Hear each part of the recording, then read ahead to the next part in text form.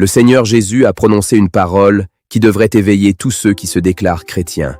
Jésus a dit « Alors, je leur dirai ouvertement, je ne vous ai jamais connus. Retirez-vous de moi, vous qui commettez l'iniquité. » À qui Jésus adressait-il ces paroles? Aux athées? Non, il parlait à ceux qui l'appellent « Seigneur, Seigneur », à ceux qui participent aux réunions et qui adorent Dieu. Alors une question se pose. Comment pouvons-nous être certains de ne pas devenir de telles personnes? Peut-être pensez-vous être déjà sauvés parce que votre mère a toujours prié pour vous, ou parce que votre père est pasteur, ou encore parce que votre grand-mère était une personne remplie de foi. Mais vous devez comprendre une chose. Personne ne peut entrer dans le royaume de Dieu grâce à la foi de ses proches. Dieu n'agit pas selon les sentiments, mais selon sa justice. Chaque personne doit choisir de le suivre. Mais remarquez bien que Jésus nous a lui-même dit quelle est la condition pour entrer dans le royaume des cieux. Il a dit « Celui-là seul qui fait la volonté de mon Père qui est dans les cieux. » Alors, quelle est exactement la volonté du Père céleste?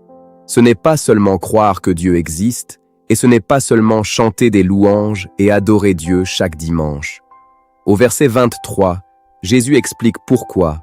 Il les rejette. « Retirez-vous de moi, vous qui commettez l'iniquité. » Cela signifie ceux qui savent clairement ce qui est un péché, mais qui choisissent pourtant de vivre volontairement dans le péché. Ceux qui refusent de se repentir et refusent de changer leur vie. Par exemple, le mensonge, la jalousie, la haine, l'impureté, l'injustice.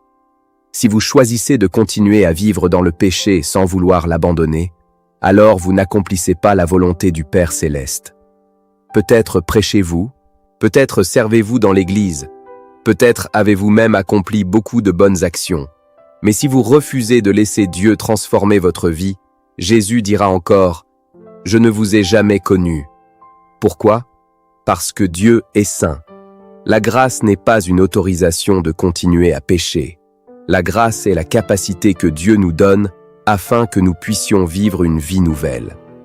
Alors, comment pouvons-nous vraiment cesser de vivre dans le péché? Comment pouvons-nous réellement accomplir la volonté du Père céleste? Vous devez connaître la vérité dans la parole de Dieu. Le Seigneur a dit « Vous connaîtrez la vérité, et la vérité vous affranchira. » Si vous êtes disposé à grandir continuellement dans la vérité, à comprendre la volonté de Dieu et à apprendre à lui obéir chaque jour, je vous invite sincèrement à rejoindre gratuitement notre groupe d'études bibliques. Envoyez-moi un message privé. Je souhaite étudier la Bible. Chaque soir, nous étudierons ensemble la parole de Dieu, nous prierons ensemble et nous nous préparerons avec foi et joie à accueillir le glorieux retour de Jésus-Christ. Amen.